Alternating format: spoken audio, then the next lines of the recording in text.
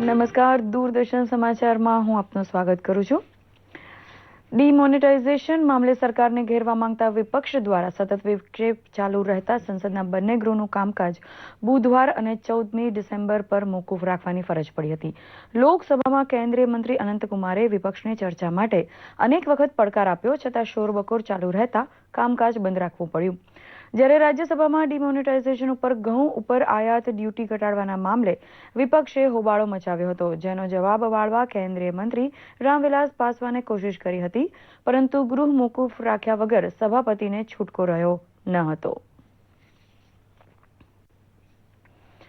અમદાવાદમાં આયુર્વેદ પ્રમાણિત ઔષધ તથા પ્રાકૃતિક દ્રવ્યમાંથી બનેલી દવાઓના પ્રદર્શનને ખુલ્લું મૂકવા માટે આયુષ મંત્રાલયનો સ્વતંત્ર હવાલો સંભાળતા મંત્રી શ્રીપાદ નાઈક હાજર હતા.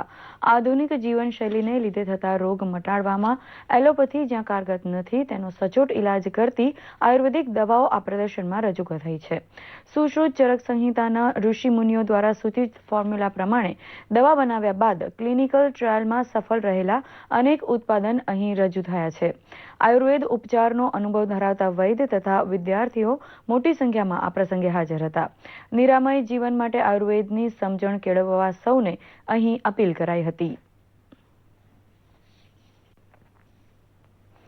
ગોધરા ખાતે ખેલ મહાકુંભના સમાપન માટે મુખ્યમંત્રી વિજય રૂપાણી પહોંચ્યા, ત્યારે રાજ્યભરમાંથી આવેલા વિજેતા ખેલાડીઓ દ્વારા તેમને સ્વાગત ઘોષ દ્વારા આવકાર અપાયો હતો.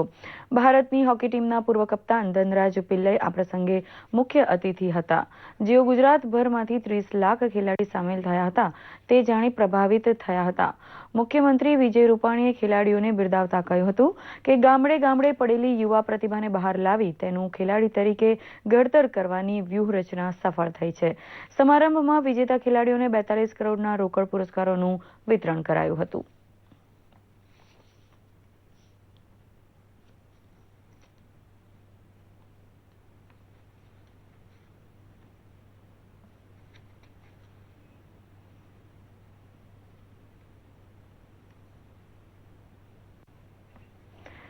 આણંદ કૃષિ વિદ્યાલયના નેજા હેઠળ ખોરાકના પોષક તત્વોની ઓળખ અને જન આરોગ્યમાં તેની ઉપયોગિતા વિશે વૈશ્વિક પરિસંવાદ યોજાઈ ગયો, જેમાં ભાગ લેવા માટે બ્રિટન, અમેરિકા અને દક્ષિણ આફ્રિકા સહિતના અનેક દેશમાંથી કૃષિ વૈજ્ઞાનિકો પોતાના સંશોધન પેપર સાથે આણંદ આવ્યા હતા.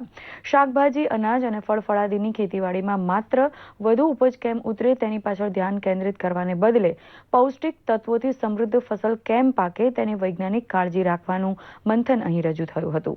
પોષણ સ્તરની અસર આરોગ્ય ઉપર પડતી હોવાથી વિકાસશીલ દેશની સરકારે પાકમાં વૃદ્ધિ સાથે પૌષ્ટિક ગુણનું પ્રમાણ જાળવે તેવી ખેતીવાડીને ઉત્તેજન આપવાનો મત આ વૈશ્વિક કોન્ફરન્સમાં પ્રગટ થયો હતો.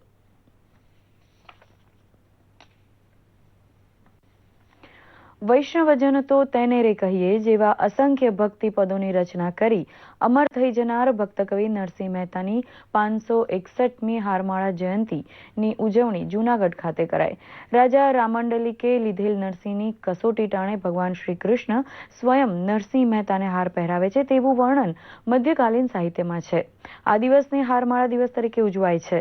આ નિમિત્તે જાણીતા કવિ રાજેશ વ્યાસ, મિસ્કિન અને કટાર લેખક જ્વલંત છાયાના વ્યાખ્યાનનો કાર્યક્રમ યોજાયો હતો, જેમાં નરસિંહ મહેતાના વિવિધ પદોની ગહનતા અને ભક્તિરસથી શ્રોતાઓ તરબોળ થયા હતા.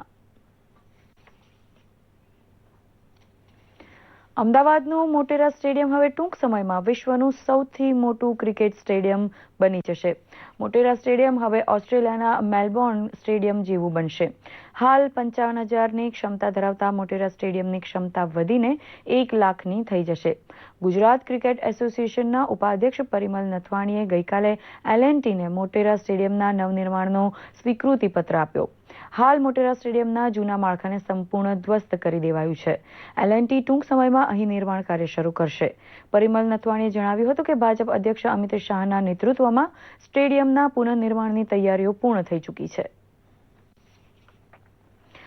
ક્રિકેટ મુંબઈમાં રમાઈ રહેલી ભારત અને ઇંગ્લેન્ડ વચ્ચેની ચોથી ટેસ્ટ મેચના બીજા દિવસે ઇંગ્લેન્ડ પ્રથમ દાવમાં 400 રન બનાવી આઉટ થઈ ગયું છે.